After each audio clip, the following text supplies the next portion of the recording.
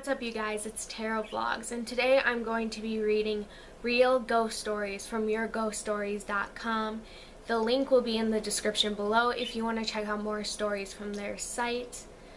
This will be a new series on my channel for the month of October where I'll be reading ghost stories, and if I enjoy doing it, there might be more throughout the rest of the year. But anyway, let's get started. So the first ghost story I'll be reading in this series is by Brooke1378. She is from Canada, and this story is called Homemade Ouija Board. So let's get started.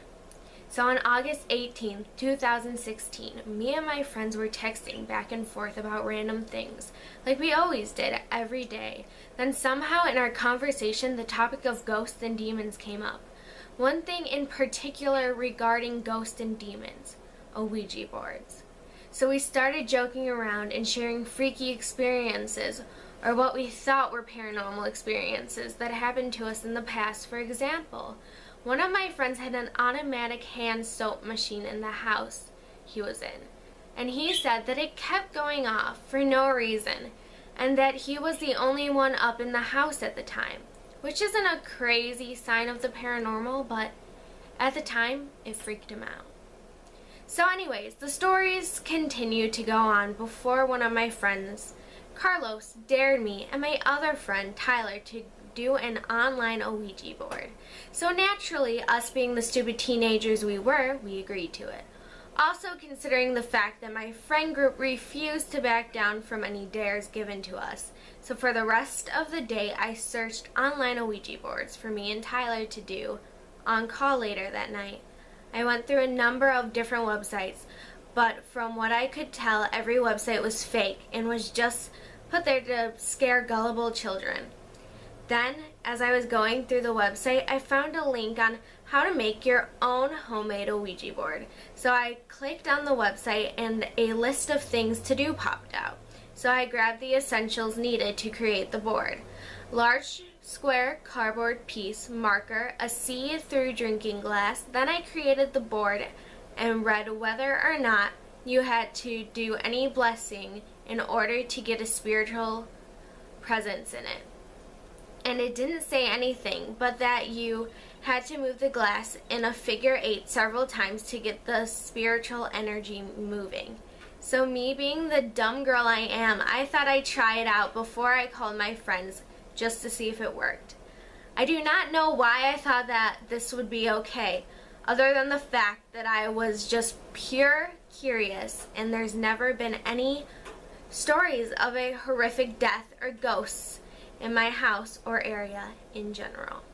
If you've never read the rules of the Ouija board, here they are. Number 1, always remain serious. Being in a serious mood ensures your natural psychic defenses are turned on. While you're talking to the dead, you are ready for negative energy, naturally closing yourself off to it and protecting yourself from it. Number 2, always say goodbye at the end. Mischievous or negative ghosts will refuse to say goodbye. This is like a stubborn child refusing to leave the store until you get them candy. You take the kid out of the store just like you put the glass down to say goodbye. This ends the session and sets your mind to shutting that open door from the other side. Number 3, never use the Ouija board in your home. The negative energy from bad ghosts can affect you.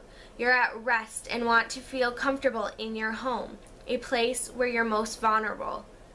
The last thing you want is negative energy swirling around, affecting your mood, causing problems in your family, and nightmares while you sleep.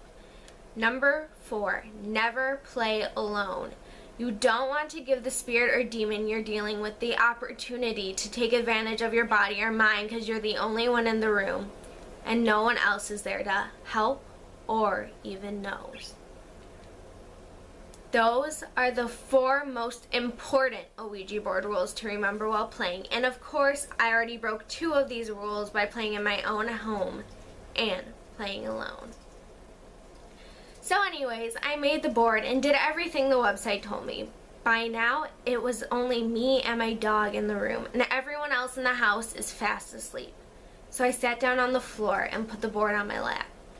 Because another thing that the website says was it's more effective if you play with the board on your lap. So I did.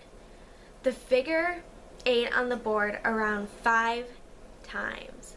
Then out of nowhere, my dog Bella started whining hardcore for no reason. So naturally, I'm somewhat sketched out because of the whole dogs can see dead people thing. And so I look at her and notice that it almost feels like she's looking through me. I start asking her what's wrong, but after I ask her that, she stops whining. So I shake it off again and do a few more figure 8s with the glass before stopping and asking if anyone is there. But just like that, my dog is whining like crazy again, and I'm looking at her in pure confusion until this overwhelming feeling passes all the way through my body, making me look straight at the game again in shock. The feeling was almost unexplainable, but I'm gonna try to explain it anyways. It felt almost like something had passed straight through my body and just continued to sit inside me. Like I wasn't the person controlling my movements. Almost like my entire body was completely numb and unresponsive. Then the glass started to jerk forward toward the top left side of the board where I had placed the word yes. Keep in mind, I'm thinking. This is just my mind playing tricks on me. Because I know that sometimes in these situations you can start hearing things and seeing things because your mind can trick you to do those things. But this feeling was just so strong that it almost made me want to cry and throw up at the same time. The glass began to jerk very, very, very slowly towards the yes again. And it did it a few more times, but never fully made it to the yes because I had said goodbye and placed the glass on the word goodbye before, it could do me. I'm sorry, I'm reading from this website and the person's typing was kind of messed up, and I think they meant to say making me feel totally and utterly freaked out instead of to do me totally and utterly freaked out. To make me totally and utterly freaked out. Anyway, continue. My first thought when I finished the game was burn the board and throw it away, because due to the Ouija movies I have watched, that always seemed to work. So I headed out of my bedroom and started to head towards the garage when I heard the sound of the glass cup being moved. So I ran back to my room quick to see what it was, and noticed that the glass I had put face down had been flipped.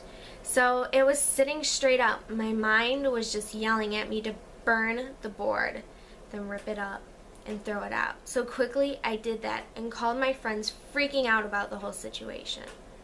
For the rest of the night, I continued to hear odd sounds, such as people walking in my house, but already knew that everyone in my house was asleep, and there was a sudden time where I was hit with a very large sickness wave.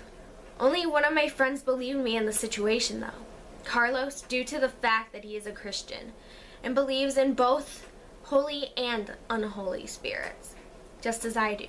But my friend Tyler still doesn't believe me on what happened. This is real, and this really did happen. I'm not trying to get a rise out of the internet or get a reaction. I'm only here to share my experience with you, all in hope that you can help me understand whether this was a real encounter and learn from my mistakes. Thank you so much for allowing me to share this story with you, and I hope that God remains watching over you. God bless you all. So that was the first ghost story today. Did it creep you out? Do you think this girl actually had a real paranormal experience, or was it just all in her head? Have you ever made your own Ouija board? Comment down below. Give this video a thumbs up if you enjoyed. Please subscribe to my channel. I'll be making new videos every week. Bye. See you guys next time.